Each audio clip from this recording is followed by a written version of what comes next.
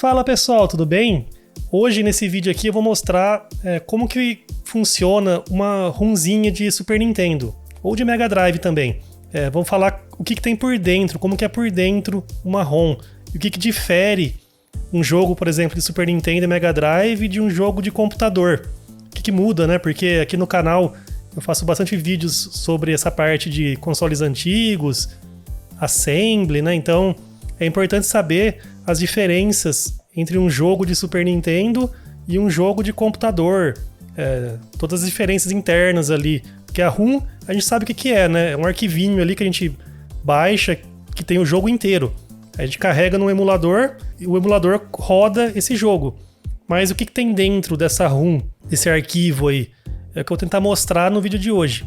Mas antes de começar, se você é novo aqui no canal, eu me chamo Douglas Diniz. Se você ainda não é inscrito, dá aquela força aí, se inscreve no canal, clique no sininho e deixa um comentário aí se possível. Beleza? Então vamos lá, né?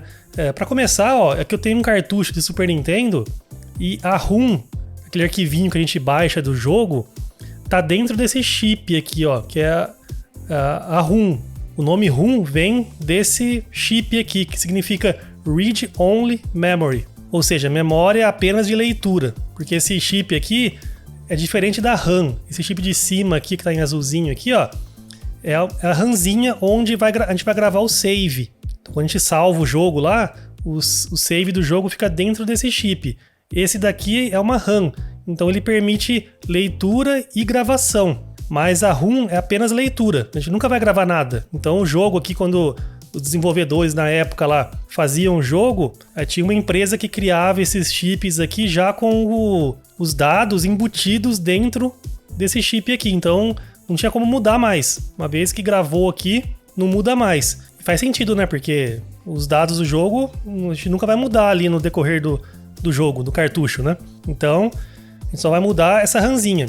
Então esse cartucho aqui é um cartucho básico, assim, básico não, né? Ele é um cartucho mais comum que tem save, porque ele tem a ROM, ele tem esse chip de RAM, onde vai ficar o save, tem esse multiplexador aqui, eu já fiz um vídeo aqui no canal sobre multiplexadores, que é esse vídeo aqui, tá aqui no meu canal. Então esse multiplexador aqui serve para selecionar entre o chip, a ROM e a RAM. Então, por exemplo, tem um jogo que tem um save, só que o console não sabe disso. Tem vários tipos de cartucho.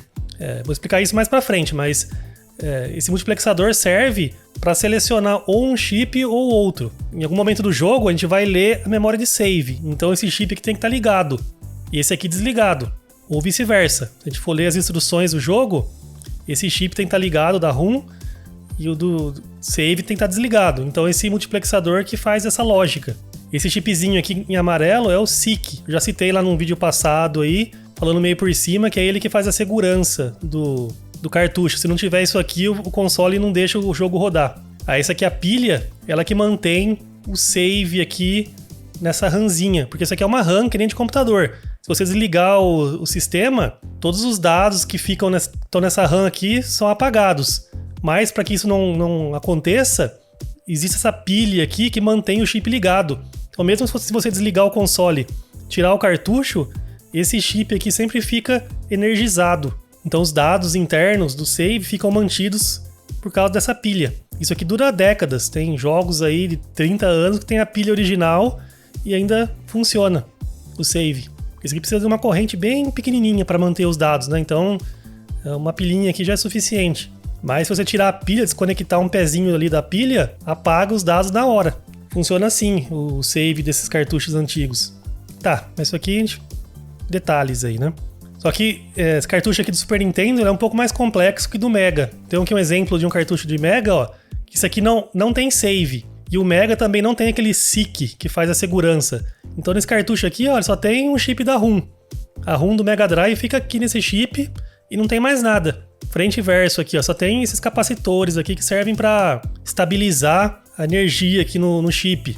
Porque pode ocorrer ali da rede elétrica ter uma oscilação ali na corrente, ali na voltagem. E esses capacitores mantêm o negócio estável para não dar algum problema ali, né? Então só tem isso. É bem simplinho, né? Só que tem outros cartuchos de Super Nintendo, que nem esse aqui, que tem dois chips de ROM. Tem a ROM 1 e a ROM 2. Aí esse aqui, esse chip mais da esquerda aqui é a RAM, tem o multiplexador aqui em cima e o SIC aqui embaixo. A única diferença desse cartucho, esse primeiro para esse outro aqui, é que esse aqui tem duas ROMs. Só que na verdade, quando os caras pegam e criam aquela ROMzinha que a gente usa no emulador, eles fazem a leitura dos dois chips e concatenam num arquivo só. Então, por exemplo, esse cartucho aqui tem um jogo que tem 3 megas. Então, esse chip de baixo aqui tem 2 megas. Tem um arquivo dentro aí. Arquivo não, né? Ele tem ali tamanho de 2 megabytes. E esse de cima tem 1 megabyte. Então, geralmente quando a gente vai dumpar os dados do jogo, tem que dumpar dos 2 chips. E depois juntar num arquivo só. Então fica assim, né? Por exemplo, a ROM 1, que é essa aqui de baixo, é essa parte aqui de cima do arquivo. Então vai do endereço 000000 até 1F, FF. Aí a ROM 2, que é o chip de cima aqui, ele tem 1 mega só, vai de 200000 até 2F, FF. Só que o arquivo, a ROMzinha que a gente baixa, é um arquivo só de 3 megas. Então, por exemplo, aqui eu tô com um jogo aqui que tem 3 megas. Então aqui, são todos os bytes aqui, eu abri num editor hexadecimal. Internamente é isso aqui, tem um monte de bytes aí, vai até o 2F, FF, que é esse último byte aqui. Agora a questão é o que tem aqui dentro desse arquivo, o que significa esse monte de bytes aqui, como que as coisas estão organizadas aí dentro, né? É o que eu vou tentar responder agora. Só voltando aqui, a diferença desse cartucho aqui também, para esse primeiro aqui, é que agora o multiplexador aqui vai ter que fazer mais coisas, né? Porque ele vai ter que selecionar ou o chip de baixo, ou o chip de cima, ou a RAM. Então esse multiplexador aqui tá fazendo mais coisa, tem uma lógica maior. Só que tem a noção que o console, ele não tem a mínima ideia do que tem no cartucho. Se tem um chip só, se tem 2 chips, se tem RAM, se não tem, se tem aqueles processadores auxiliares, Super FX, SA1, aqueles chips extras lá, né? O console não sabe disso. Então ele não tem a mínima noção que tem 2 chips aqui. Então quando o jogo lá, o código, vai ler o endereço da ROM ali, esse endereço vai estar aqui nesse barramento, nesse monte de pino. Eu já expliquei lá atrás, num vídeo, onde eu expliquei toda a parte de barramentos aqui, do Mega Drive, do Super Nintendo, do Mega Drive, né? Eu citei essas coisas. Esses barramentos de 24 bits, de 8 bits no caso do Super Nintendo, de dados, né? Então o processador, ele joga no barramento o endereço. Aí cabe ao cartucho aqui, baseado nesses pinos de endereço, saber se aquele dado, se aquele endereço corresponde ao chip 1 ou ao chip 2. Aí esse multiplexador que vai selecionar, que vai ligar ou o chip de baixo ou o chip de cima. Então o console não sabe disso, que tem 2 chips. Cabe a esse multiplexador aqui selecionar o chip correto baseado no endereço que veio no barramento. Só que eu vou explicar isso aí mais pra frente, em outros vídeos, né? Mais detalhes sobre isso. Então agora que vem a questão, né? Qual que é a diferença de um jogo de Super Nintendo, Mega Drive, aquela runzinha, para um jogo de computador, por exemplo? Eu tô aqui, com uma pastinha de um jogo, o Skyrim, aqui do Steam. Então aqui, dá pra ver que tem vários arquivos aqui. Esse aqui, que é o TES5.tsv, né, .exe, é o arquivo principal do jogo. Então, geralmente no computador, todo jogo ali no Windows tem um .exe que a gente roda o jogo em si. E tem um monte de arquivos aqui, no caso do Skyrim aqui, né? Tem a pasta data aqui, que tem um monte de arquivos que aquele exe usa para poder carregar coisas, informações do jogo, gráficos, som, um monte de coisa, né? Então aqui tem, nessa pasta aqui, tem esse monte desses arquivos BSA, ESP, tem pastas aqui com interface, texturas, né? Se a gente entrar aqui na parte de texturas, tem um monte de arquivos de textura aqui. Esses arquivos aqui são usados por esse programa aqui, tsv.exe, que é aqui que tem a lógica principal do jogo, né? Só que aqui no Windows, ou no Linux, no Mac, por exemplo, existe um sistema operacional, no caso do Windows aqui, né?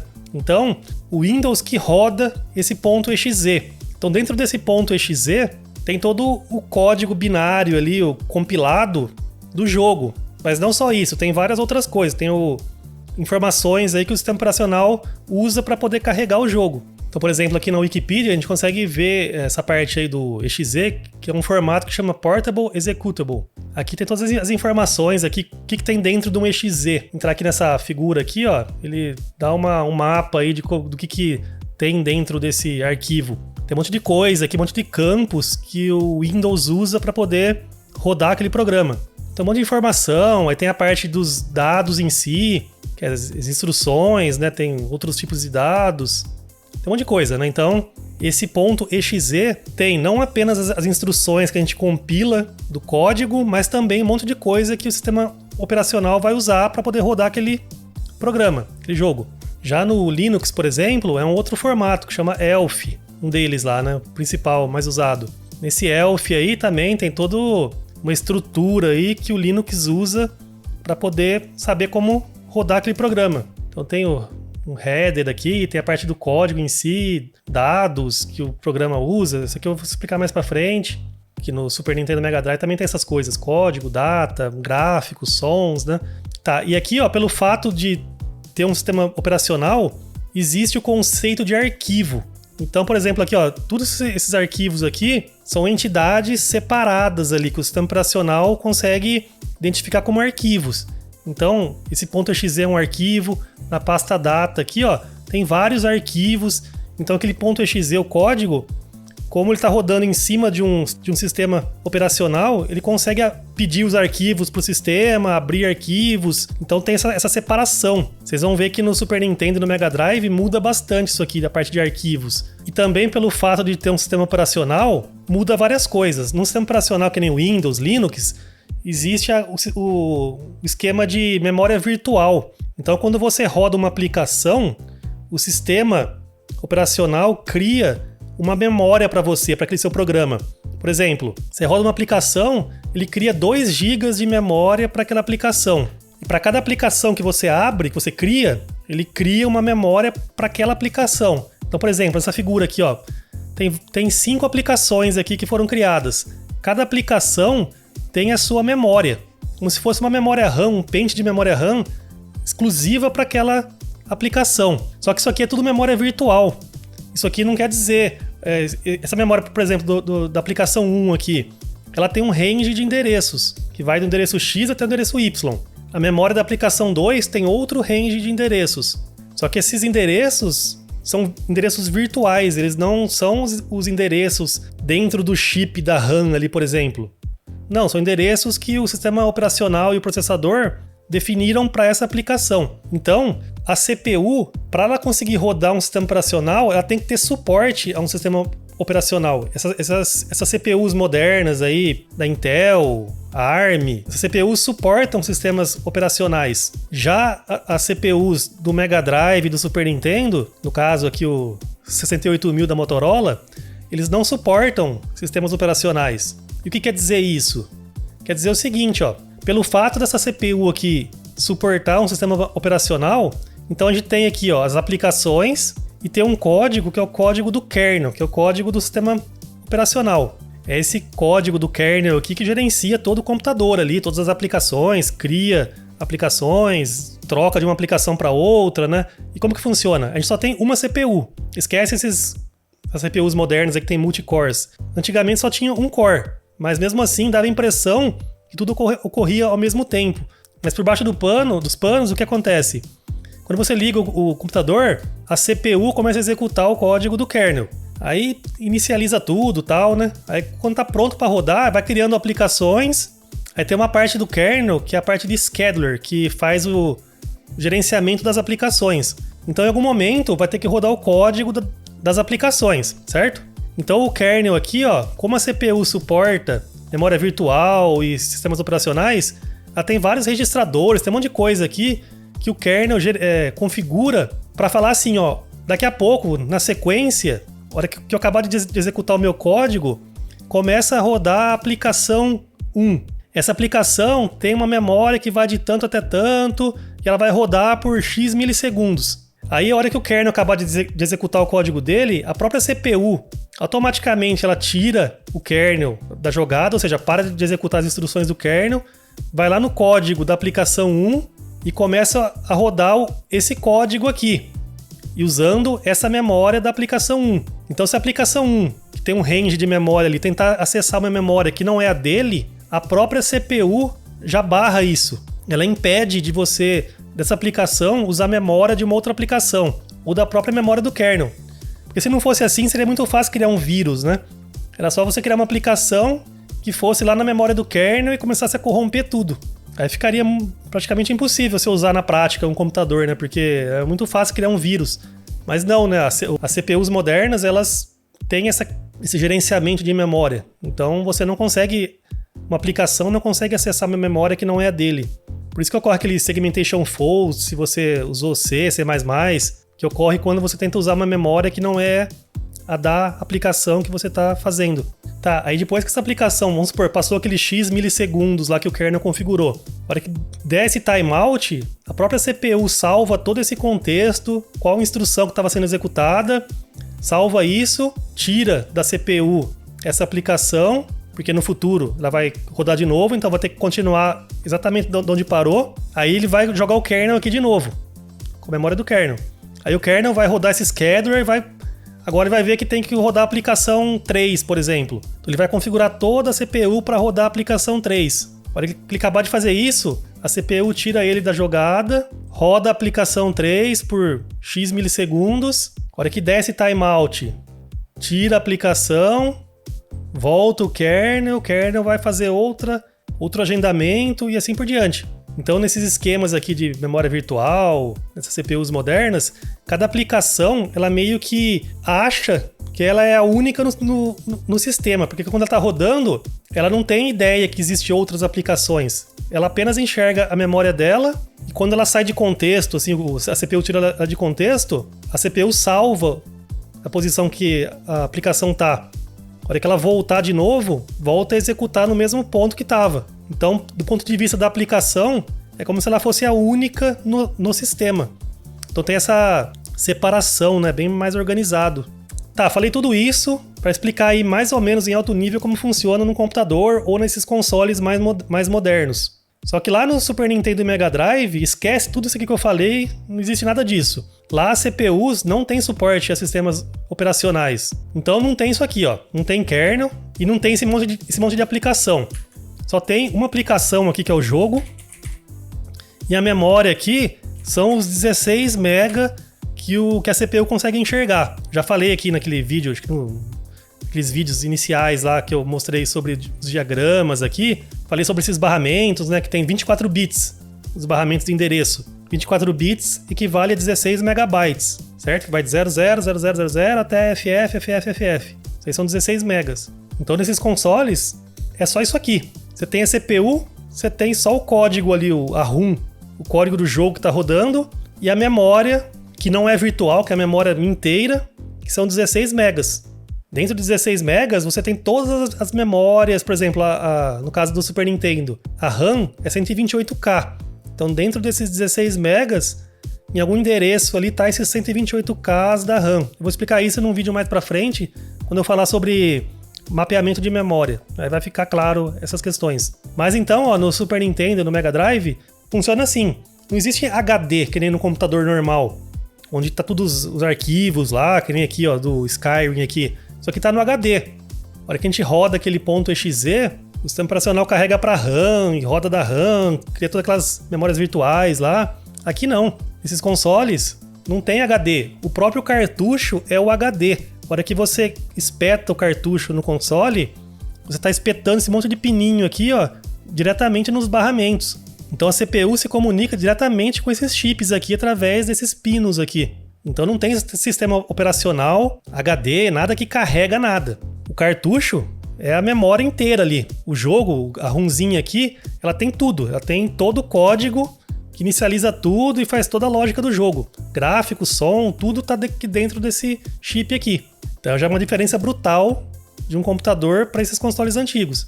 Tem que ter isso aí em mente na hora que for programar para esses consoles aí, porque não tem sistema operacional. O próprio cartucho é o todo ali da lógica ali, né, que roda. E outra diferença brutal, que isso aqui que é o mais importante desse vídeo, é que não existe a noção de arquivo dentro dessas ROMs. Então se a gente abrir isso aqui, ó, no editor Exa, esse monte de bytes aqui, ó, pode ser instruções, gráficos, sons, eles estão todos espalhados e não existe a noção de arquivo. No código lá não existe uma instrução, se você abre o arquivo tal, não tem isso. Então a coisa é mais ou menos assim, ó.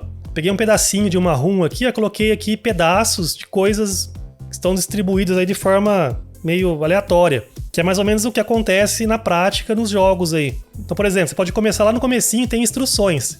Tem bytes aqui, ó, que são instruções. Por exemplo, daqui até aqui pode ser instruções. Daqui até aqui, por exemplo, ó, pode ser um gráfico. Já daqui até aqui pode ser um som. Depois pode ser instruções de novo. Aí pode ter alguns dados, alguma string, alguma coisa. Aí em algum momento pode ter espaço vazio. É muito comum aqui nas ROMs ter espaço vazio. Geralmente a gente vai ver no futuro aí que o Super Nintendo funciona com bancos de memória. Essa ROM aí de 3 MB, 4 MB, 1 MB é dividida em bancos de 64K de memória. O Mega Drive não tem isso, mas o Super Nintendo tem. Eu vou explicar mais pra frente. Aqui, por exemplo, ó, essa parte aqui tem um monte de FFs aqui, tá vendo? Ó? Daqui até aqui. Até aqui. Geralmente isso aqui é espaço vazio. Espaço vazio ou é FF ou 00 no geral, né? Mas isso vai ficar mais claro em vídeos posteriores aí. Então o que você tem que guardar desse vídeo é isso. Dentro de uma ROM de Super Nintendo, não tem arquivos lá dentro. É tudo uma salada misturada.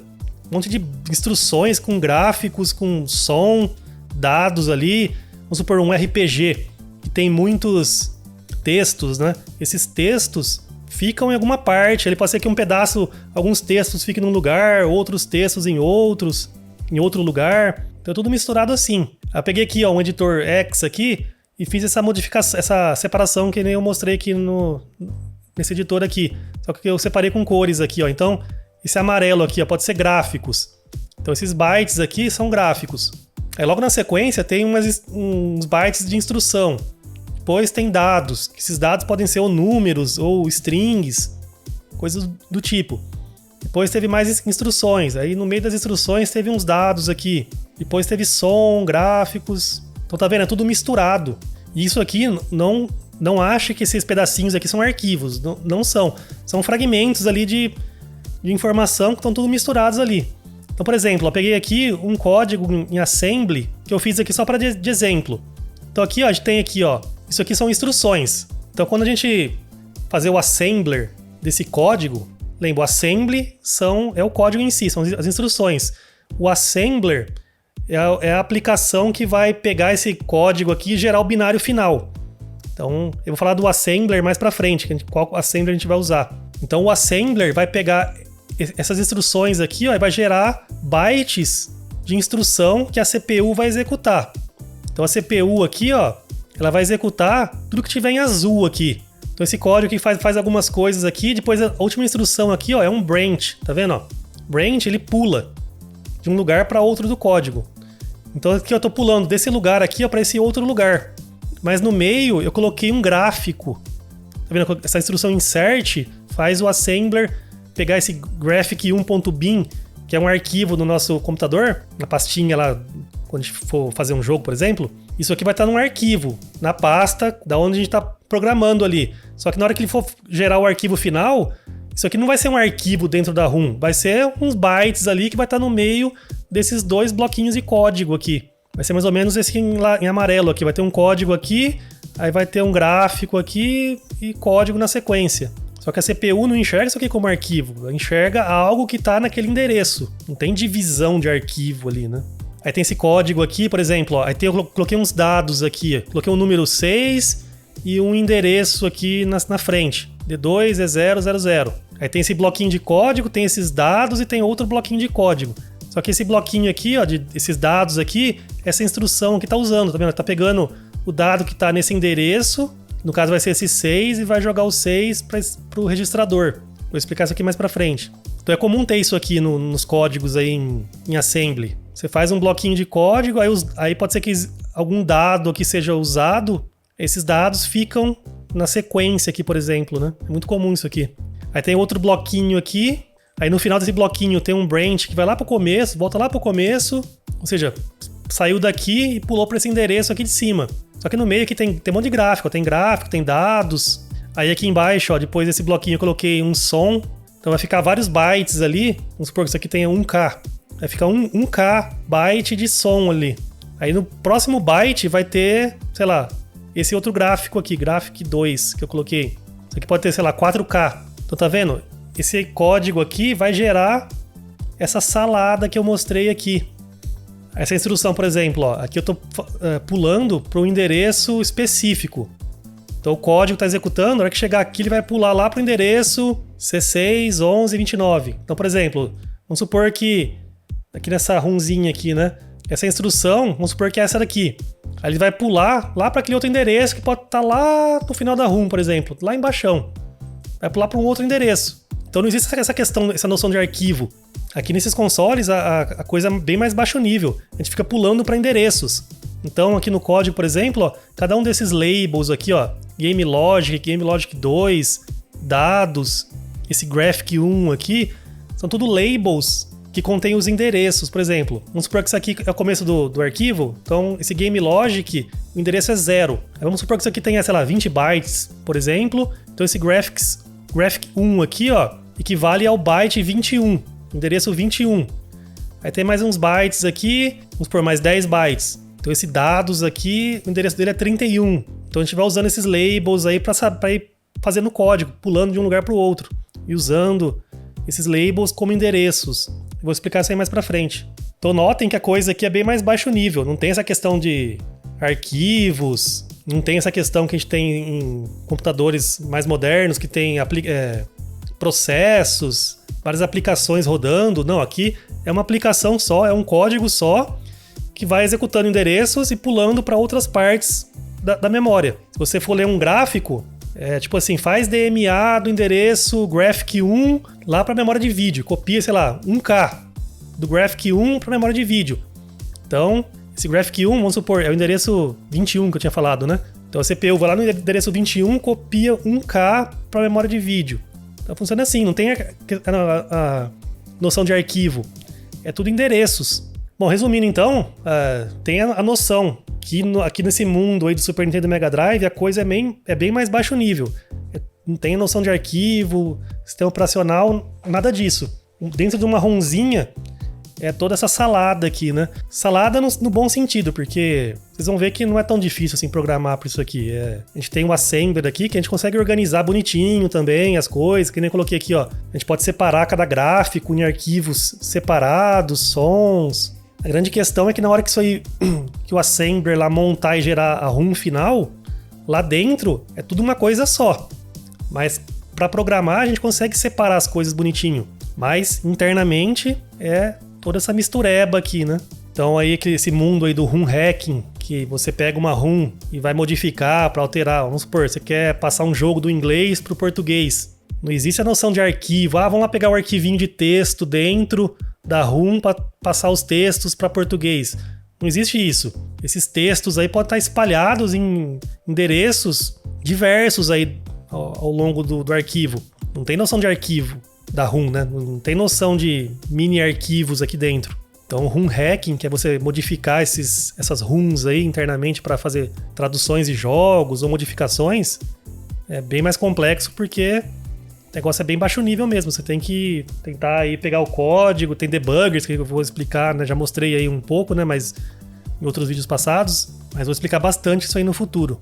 Então, para não ficar muito longo o vídeo, vou parar por aqui. Espero que tenha dado para dar uma noção aí do que é uma ROM, como ela é feita, organizada internamente. Isso aqui é importante para a gente não ficar viajando, achando que programar para esses consoles é igual programar para um jogo hoje em dia. Não, aqui a coisa é mais baixo nível.